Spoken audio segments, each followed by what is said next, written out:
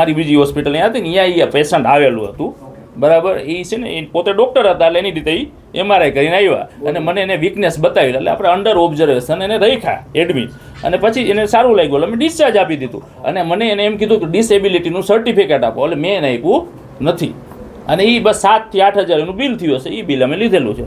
તમે કયા આધારે સાહેબ એને જે સારવાર કયા આધારે કરી એ વાત કરો. એને જો કોઈ પણ પેશન્ટ એને વીકનેસ એને કીધી હતી કમ્પ્લેન. હવે પેશન્ટ આમ કે હું હાથ પકડું ગ્રીપ ઈ મૂકી દે તો શું કરવાનું? હું તો ગોડ તો છું નહીં બરાબર. હાથ હું એને પકડાવું છું XYZ આ મેં એને પકડી છે આ એની મૂકી દે તો આપણે વીકનેસ જ સમજવાની ને. હવે એના માઇન્ડમાં શું હાલે કે XYZ આપણને તો ખબર નથી. પછી બીજેથી અમને લાગ્યું કે ઓકે તો અમે ડિસ્ચાર્જ આપી દીધું. રિપોર્ટ બ્લડના કરાવ MRI તો કર્યો તો બીજો MRI તમે જ એક MRI કરીને આવો એ MRIમાં પ્રોબ્લેમ આવ્યો હતો. કાંઈ બીજો MRI હું થોડું કરું? પેશન્ટને બર્ડન લાગે ને 5-6 હજારનો રિપોર્ટ થાય ને.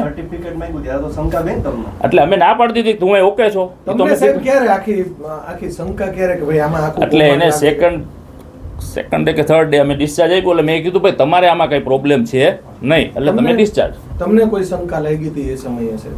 એટલે શંકા નહીં એટલે વીકનેસ ઇમ્પ્રૂવ થઈ ગયું. મેં કીધું ભાઈ સિમ્પલ માઇનોર ઇસ્કેમિક એટેક હોય તો આપણે દવા આપી લોહી પતલાને રિકવર થઈ જાય. શેની તકલીફ હતી સાહેબ? એને વીકનેસ એને કમ્પ્લેન કરી વન સાઇડ વીકનેસ એટલે એને શું કહેવાય મેડિકલ? પેરાલાઇસિસ કહેવાય. માઇલ્ડ પેરાલાઇસિસ એવું કઈ હતું? એટલે હવે એ તો આ અત્યારે મેટર આવે તો ખબર પડે. હવે અહીંયા તમે આ XYZ તમને હું આ ગ્રીપ કરવાનું કરું પેશન્ટ બેસો અને તમે આમ પકડી મૂકી દો. હા બરાબર. એટલે બદનામ એટલે બદનામ એમ તમને નથી કહેતા કોઈ બદનામ કરે એટલે જે કોઈ એવું છે તો શત્રુ કે આવું કરે છે તમારે એટલે એને કંઈક જે ક્લેમ હશે એની એ હશે આપણને કાંઈ આઈડિયા નથી. મને મેટરની નથી ખબર આગળ શું છે કાંઈ વસ્તુ.